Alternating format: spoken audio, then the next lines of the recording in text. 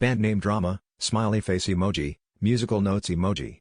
So, my friends and I decided to start a band. It was one of those things where we all thought it would make us instantly cool, and Bobby's Garage was available for free on weekends, which was all the motivation we needed. Our first challenge was obvious: none of us actually knew how to play any instruments. No worries, we thought, how hard can it be? We each picked an instrument, somewhat arbitrarily, with the confidence of a toddler in a Batman costume. I picked drums because, well, hitting stuff seemed like the easiest option. As the weeks went by, we realized our real challenge wasn't in learning the instruments but in agreeing on a band name.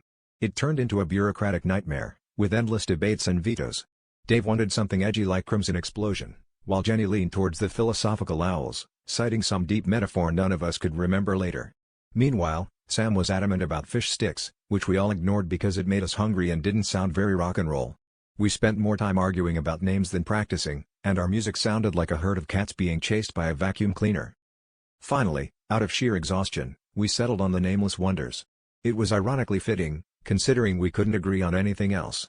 We booked our first gig at a local cafe, which was more interested in filling the Tuesday night slot than our musical prowess.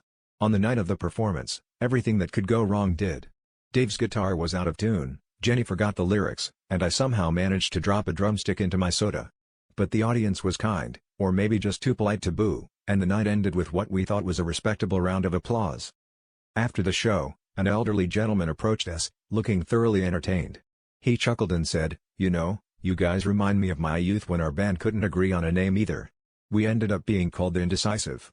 But hey, at least you had the sense to call yourselves what you are. We laughed, nodded, and as he walked away, we realized he had a point. For a band called the Nameless Wonders, having no name was the least of our worries.